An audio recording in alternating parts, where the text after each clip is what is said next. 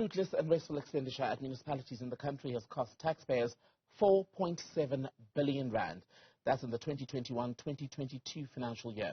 This has been revealed in the local government audit outcomes made public in Parliament today. Auditor-General Tsakani Maluleke says the figure is a reminder of the rampant corruption that continues to plague South Africa. With growing financial pressure, we would have expected municipalities to exercise much greater prudence in how they're spending the resources that they do have, and we're not seeing that.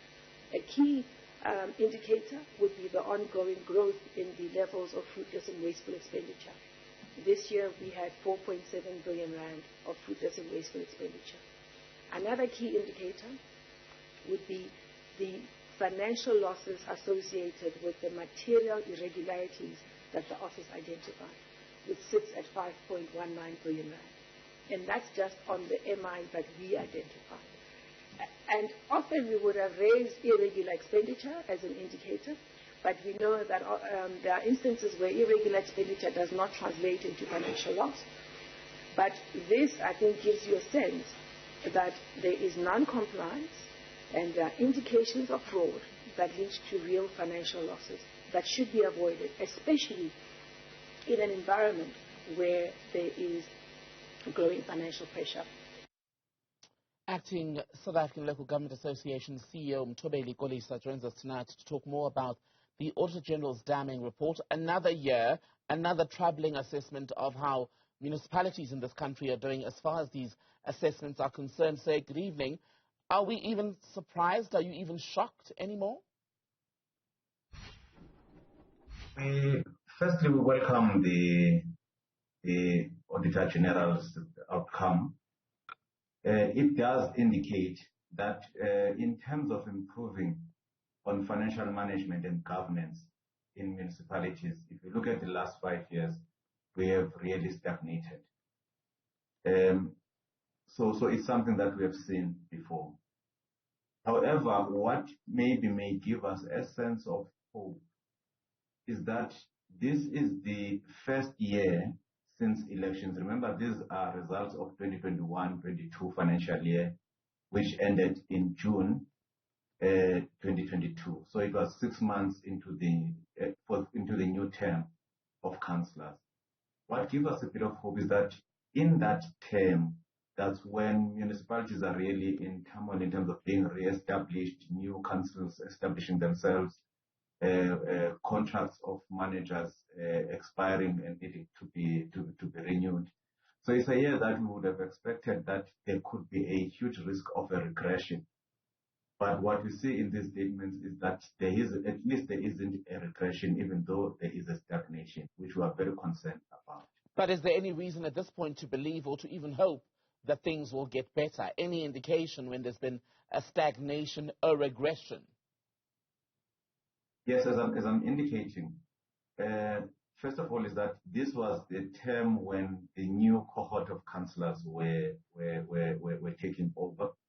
To the extent that we did not see a regression during that year of transition, gives us a sense that the new cohort of councillors do have a base to start working on. That's one. The second one is that at least from the point of view of financial management and reporting, we see that about 55% of municipalities, which account for about 2/3 of the municipal overall budget, have been able to produce financial statements that can be trustworthy, that are credible. So that, again, does give us a sense that there is a base to work on, because now we know that the focus must be on the other 1/3 of municipalities which did not produce credible financial statements. But it's not much of a strong base to build on when only 38 of 257 municipalities, 38 of 257 actually have a good audit. Well, when we look at the financial management, which would be what I'm talking about when I'm saying that is 55%, 142 municipalities. those are the municipalities that got an unqualified audit opinion. And that unqualified audit opinion means that, at least from the point of view of financial reporting, the financial statements were credible.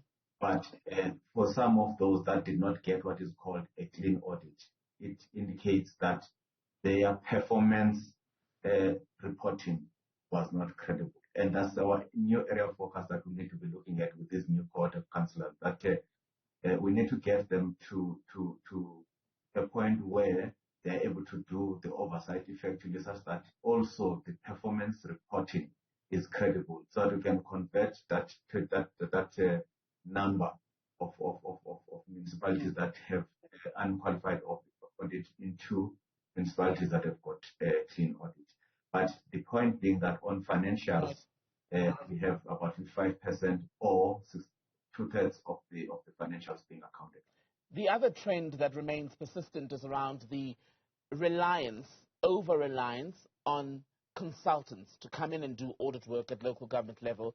The report by the AG today says many of those consultants have in fact been ineffective. And when you look at the money spent, for example, municipalities spent 1.61 billion rand on consultants in the current period.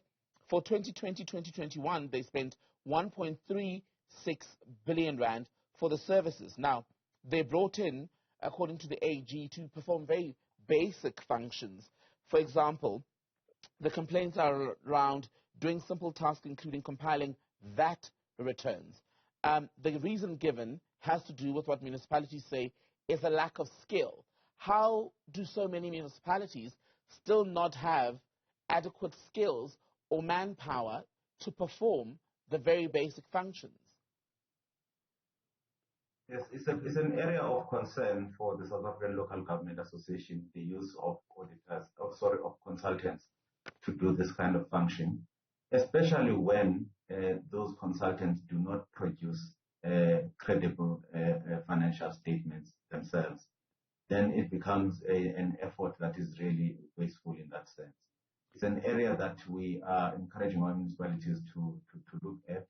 We do understand that there are some municipalities that have serious constraints in terms of capacity, internal capacity to perform some of these tasks. And we're saying to the leaders of municipalities, we understand that there could be financial constraints, but I think the starting point is that we must make sure that we employ, at least at the level of CFOs and municipal managers, accounting officers, we must employ competent people, because even with the limited resources that we have, if we don't have competent people that can manage those limited resources, we don't have far to go in terms of improving.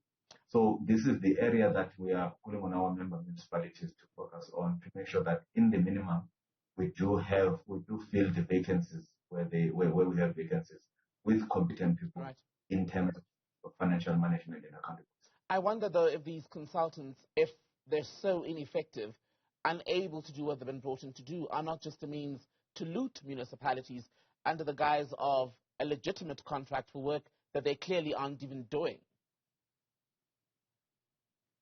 Well, the one constraint that we know that some of the consultants do face, even the well-intending consultants, I don't want to suggest that none of them have ill intentions, but even those that have good intentions, we do know that they sometimes get constrained by the lack of information within the municipality, the filing and management of information that they need to use to produce a financial statement sometimes simply doesn't exist, which is why in our support that we want to provide to municipalities, we also want to focus on the management of information that becomes useful at the time of reporting.